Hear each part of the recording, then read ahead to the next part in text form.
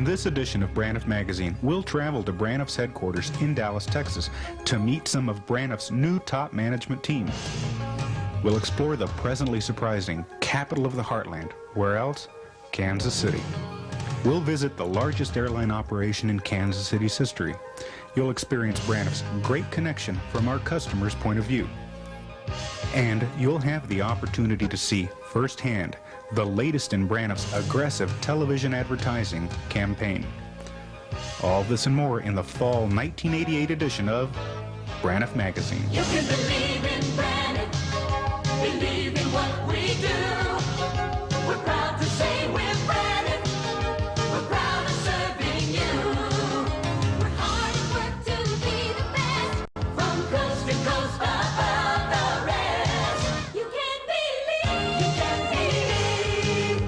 Braniff. Hi, I'm Debbie Mart, Braniff Customer Service Agent from Kansas City.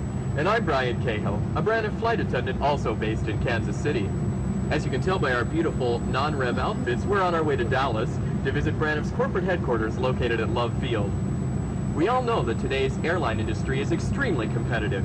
Today's prospective passenger has a wide variety of airlines from which to choose. That's right, Brian. Even in our hub city of Kansas City, there are at least 16 different airlines competing for the same customers. Every destination to which Braniff flies has at least 2 and sometimes 3 other airlines flying there also. And as we all know, working in today's airline industry is as exciting as ever, but it's definitely not a place for the faint of heart. What does it take to be a successful and profitable airline in the late 80s? Well, I'll tell you what it takes, Debbie. It takes a dedicated workforce, and Braniff has just that: hardworking, loyal, and experienced people. It also takes people in top management who can make those critical right decisions about such things as planes, fares, schedules, and services. Today, we're going to interview 3 of Braniff's top management team. We want you to see why this team has captured the attention of the entire airline industry. Brian, you will need your ID when we get to headquarters in Dallas. You did remember it, didn't you? Of course. I think I'd put that back in your jacket. It's not that bad.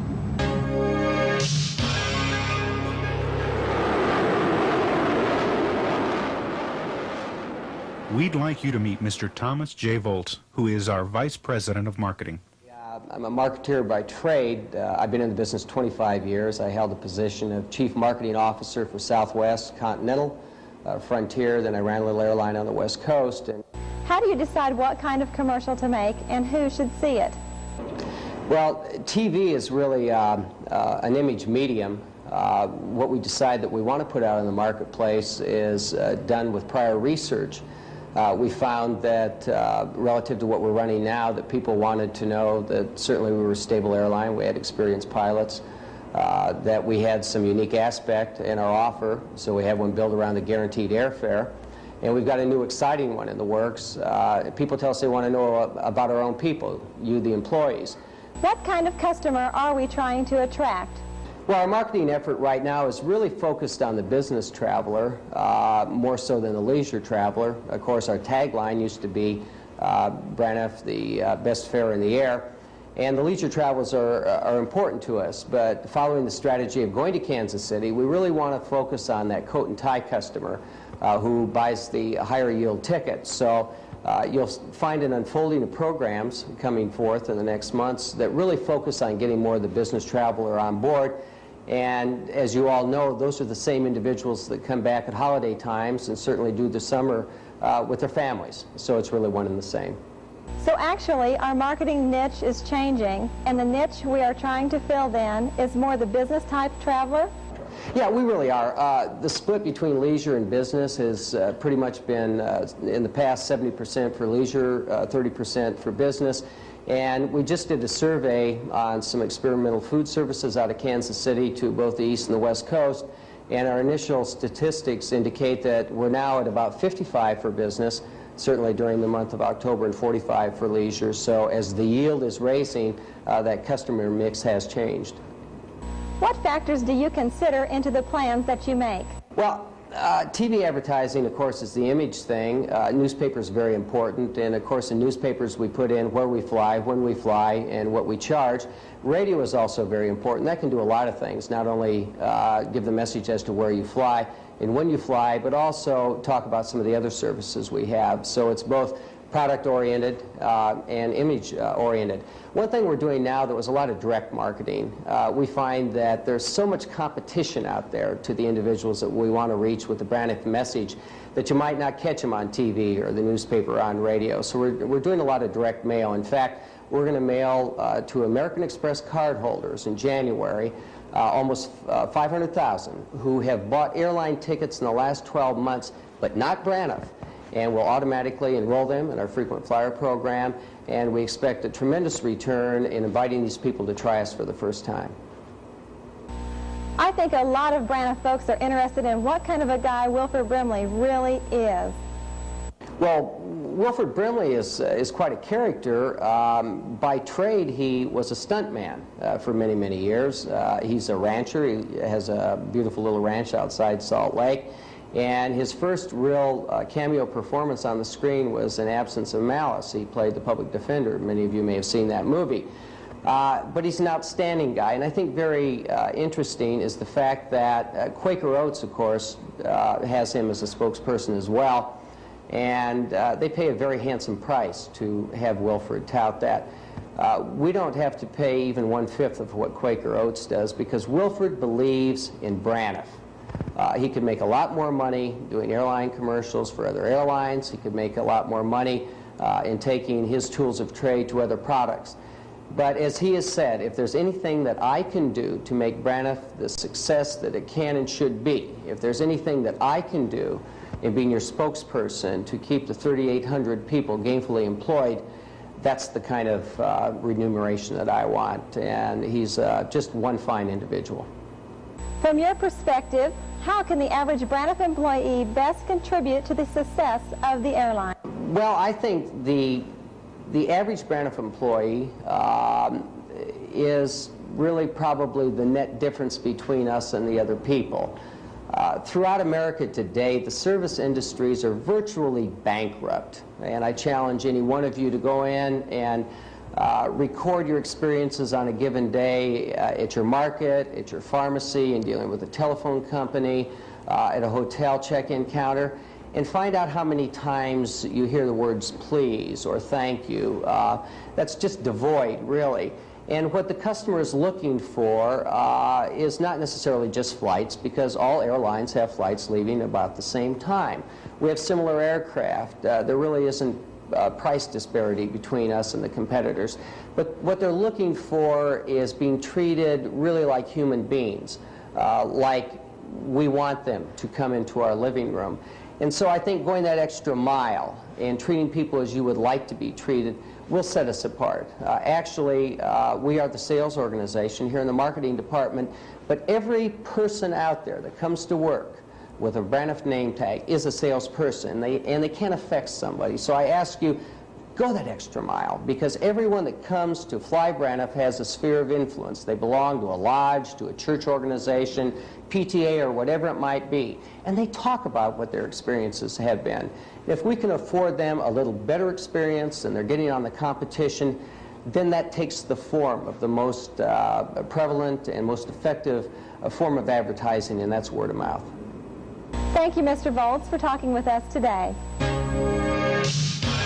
What would any good television program be without commercials? We wouldn't want to disappoint you, so we're going to break for a commercial. Of course, not just any commercial. We'll be showing you the latest in Braniff's television advertising. When you buy an advance purchase ticket on any airline and have to change your plans, you're going to lose a pile of money. That's any airline but one. Braniff has an advance purchase guarantee that says you can reschedule and not lose a dime. Makes you kind of wonder, why would anybody buy an advance purchase ticket on any airline but Braniff? Maybe they got a deep-seated dislike for money. Braniff, believe it.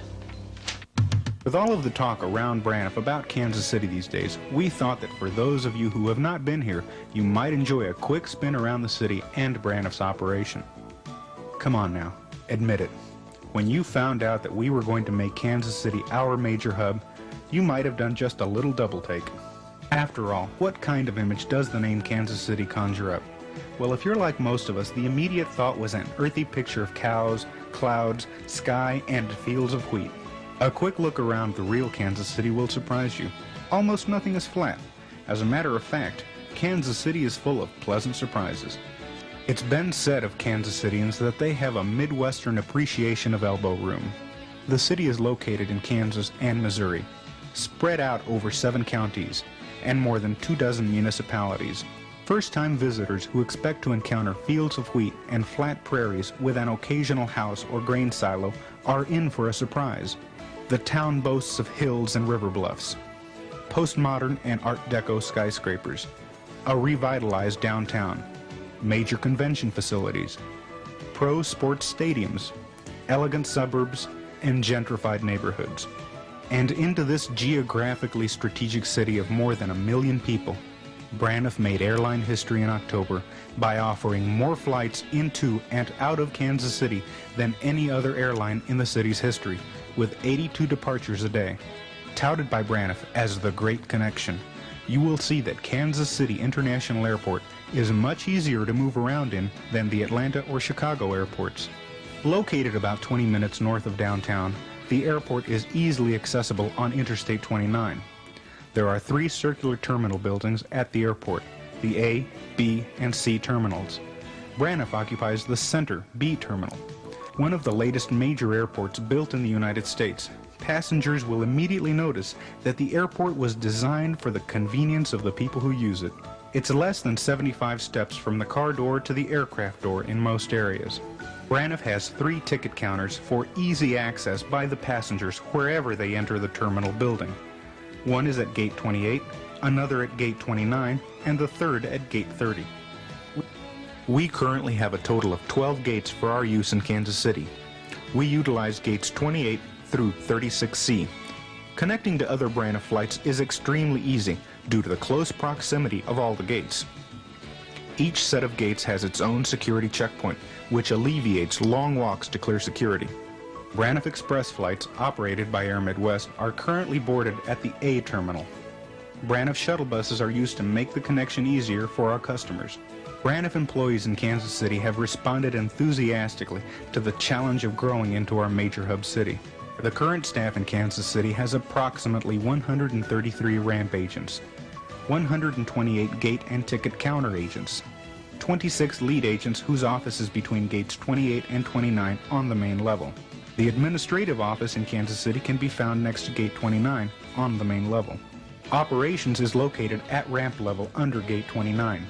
You can find your way to operations by going through the door in gate 29. The combination to the door is, well, we can't tell you that. But we can tell you that walking through Kansas City's Great Connection Airport makes you feel proud to work for Braniff, and you can believe that. Now, let's take a look at another one of our current commercials. Recently, some financial analyst said, it looks like no airline will ever establish a successful hub operation in Kansas City. Well, Braniff has just committed to more flights in and out of Kansas City than any other airline in history. More than 75 flights leave every day to almost anywhere anybody would want to go. I guess it's obvious. Braniff doesn't share the views of that particular financial guru. Braniff, believe it. With all of the exciting changes occurring at Braniff, it would seem that one of the most exciting places to work right now would be in the planning department. We'd like to introduce to you the Executive Vice President of Planning, Mr. Richard James. I'm a guy that's been in the industry for about 24 years. I've done everything from selling tickets and handling irate customers to answering telephone and reservations. I've handled and done a lot in the cargo area, the operations side of the business. I've handled the forms and released the flights, and then moved into the management area of the business about 20-some years ago. But most of my corporate life, I've been attached to a group that does the strategic work for an airline. Originally with Piedmont, I was the liaison between Piedmont and the Civil Aeronautics Board and did all of our route development work there. And later became the officer in charge of the planning department at Piedmont. And of course here at Braniff now, my group is the planning group, revenue development group with pricing and scheduling and then the planning of the product as well. Why is there so much attention focused on Kansas City right now? Kansas City was a logical place for Braniff to grow. Good identity. It could be a dominant carrier. It could be the major carrier. We certainly saw in Eastern's operation there a real weakness, and we felt like that Braniff had a real chance to succeed. Of course, now with a little hindsight, we can look back and see Eastern's departure, and that really has helped Braniff. It's made things a little bit easier and helped us to grow a little quicker in Kansas City than we'd ever been able to. But that's why Kansas City is so important. It's a place where everything works well for Braniff. It has a place to be a dominant carrier, has the opportunity in the future to grow, to make Kansas City a major hub in the country. Kansas City is probably 70% the size of a St. Louis. And of course, TWA has one of the nation's largest single carrier hubs in St. Louis. And even if Kansas City could only be 70% as large as TWA's hub there, that's certainly well over 250 flights a day. So there's a lot of room for Kansas City to grow. At Piedmont, when we built our first hub at Charlotte, we thought that that was a great place for a hub to be as well. And in fact, it grew to be the 7th largest hub in the nation. And Kansas City, ironically, is 50% larger than Charlotte. So we have a lot of confidence in the Kansas City operation. When you're considering the future of a company like Braniff, what factors do you take into consideration when planning? As we look at the future, there's several factors you have to take into account, some of which you can control and some of which you can't control. Certainly at Braniff, when we think about the future, we have to know what our own strengths are and our own weaknesses, and we have to grow with our strengths and stay away from our weaknesses. We know Braniff has a good identity. It usually gets extremely good marks in terms of the service level that it provides. Its employees are very caring employees. They empathize with the customer, and that shows and brings back repeat business. So that's an important part of any service industry. Braniff has got an exceptionally good seat mile cost, and from a management standpoint, that gives us a lot of confidence in things we can do, because we know we can be very competitive in this industry on a cost basis. Braniff's seat mile cost is just slightly below some of the giants like American, and that's very, very important, particularly when you realize we're doing that with basically narrow-bodied airplanes, where they have a great number of larger airplanes like the DC-10s, which have a naturally lower seat mile cost. So that keeps us competitive. It allows us to do things we otherwise couldn't do. So that's certainly a strength and an important point to consider. There's things you can't control that you also have to understand. You can't just go and be a big carrier everywhere you want to go or think you might want to be. You have to know that United Airlines is probably not going to let you be a major hub carrier in Chicago. So you have to take environmental issues into consideration. You're not going to grow all you want in a place like LaGuardia or Washington National because it's slot restrained, and you have to live with those factors. So that goes into your consideration model. You have to understand the political constraints that are in place. Internationally, if we wanted to fly internationally, there's some places we can go very easily. Most places, particularly the places with a lot of traffic, you have to have bilateral agreements with different countries. So you have to take the political issues into effect. And then you have to also know where your competitors are, what their strengths are. If you're going to pick a battlefield, you want to pick one that suits your strengths and your needs and doesn't necessarily give your competitor an advantage advantage. So you have to understand the competitive posture as well. So those are all things that we have to think about and work with as we program our future. And which one's important depends at that point in time on what you're doing and how far out you're planning. But all those issues have to be looked at. When you look into your crystal ball for the next 5 years for Braniff and the rest of the industry and the consolidation of carriers or the lack of it, do you want to make any predictions about what you think will happen in the next 5 years? Well, the industry certainly right now is a very volatile industry. Of course, it's been around for well over 50 years, and by a lot of standards it ought to be mature. But when Deregulation Act was passed in 1978, the industry almost started anew. So it is a young industry in that sense, and it's going to probably be volatile for another several years. But it's beginning to show some signs of maturity. We've probably gone through most of the mergers that we're going to go through in a major sense. Sure, there's still going to be a few more around. But I don't expect to see a lot of those. The industry is going to continue to grow. There's a lot of traffic to be stimulated there. There's a part of the public that hasn't flown, and in fact, 40% of the public hasn't flown in the last 12 months. And so there's great opportunity in the industry for a lot more growth, and we certainly want to participate in that growth. We're going to certainly see something in this industry we've seen very little of, and that's a lot of constraints that we've never seen.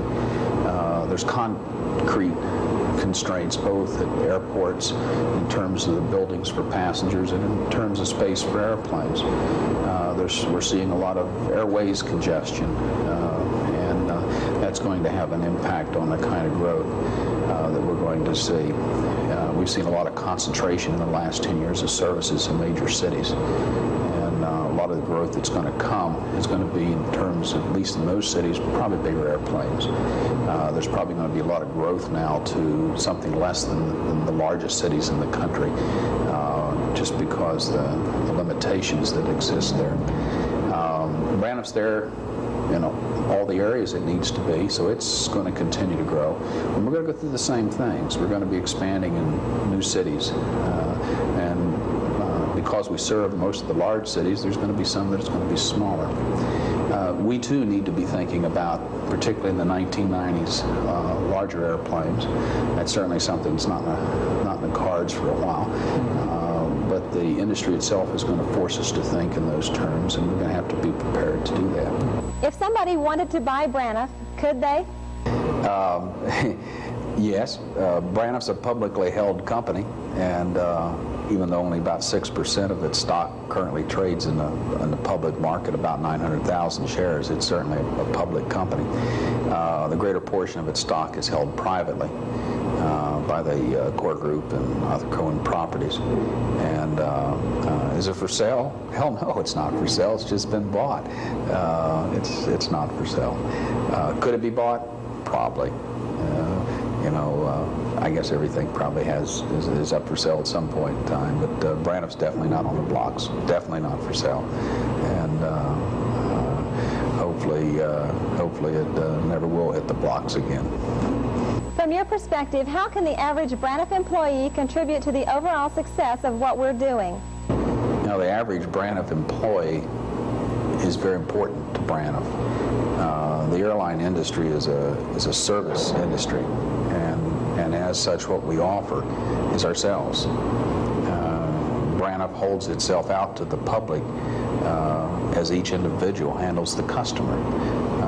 As the passenger calls in to res, that's Braniff. As the passenger checks into the counter, that's Braniff. As the passenger gets on the plane, that flight attendant is Braniff. So Braniff is an airline, and an airline is people, and that's the most important thing we have.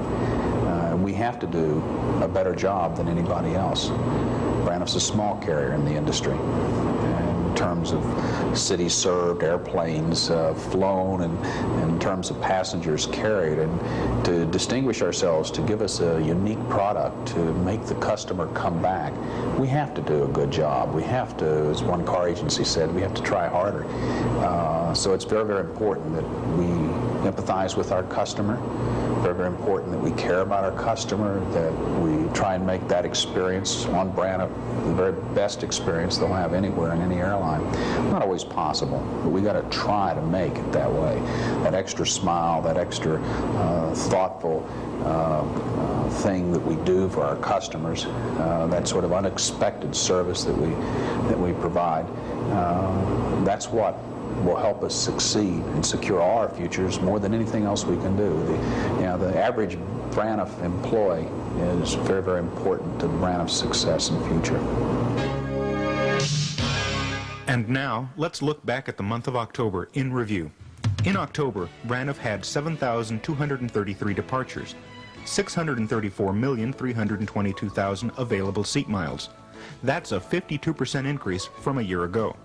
We enplaned 461,000 customers, a 64% increase from last year.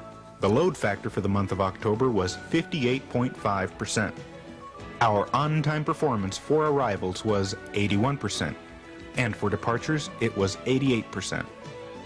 In September, we received 45 complimentary letters, but we received 301 letters of complaint. However, that was down from 419 in August. The number one compliments were about attitude and positive passenger service. The number one complaints were about flight cancellations. Braniff is now the 13th largest carrier in the United States.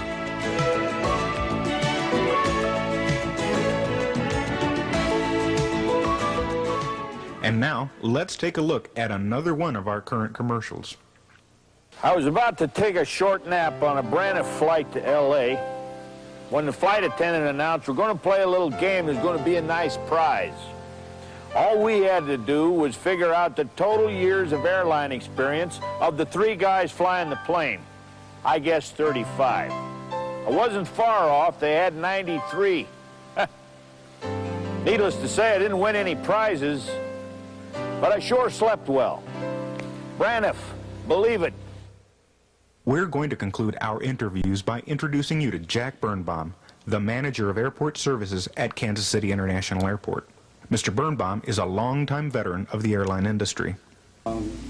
Most recently, I came from America West Airlines out of Phoenix. The past 4 years, I was a director of recruitment training and management development. Prior to that, I ran the hub operation for the first 12 months and left the hub with about 80 flights a day. Prior to that, it was Frontier Airlines. For a short period, I was involved with the start of Frontier Horizon. Prior to that, manager of the Eastern Division, which at one point had 40 cities.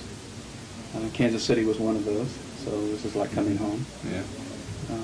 Prior to that, various management positions in the hub operation at Frontier in Denver. What special challenges are involved in a hub operation as opposed to an outstation? Okay, I think looking at a hub operation versus a field station, you can take any field station on our system, and then it's just a multiplication problem. You start multiplying. I would believe that most of our stations have anywhere between 2 and 4, 5, 6 flights. Here today, we moved into a 83 flight schedule, and I think we anticipate that to continue increasing. The fun part is we're not quite sure where it's all going to fit, but what I've seen so far, there's a lot of enthusiasm and willingness to make it happen. And that'll be the difference. That's it for our program. We'll be back soon with more information about people and places in the Braniff system. If you have any ideas for stories, please let us know by calling or writing us at the Kansas City Learning Center. See you soon. Well, Debbie, hopefully that limo I got will be along pretty soon. I'm ready for a relaxing ride home. How about you? Boy, so am I. I'm tired. Oh, I think here it comes now. Biff? Bye, everybody. Get in the back. Can you hold this for me too?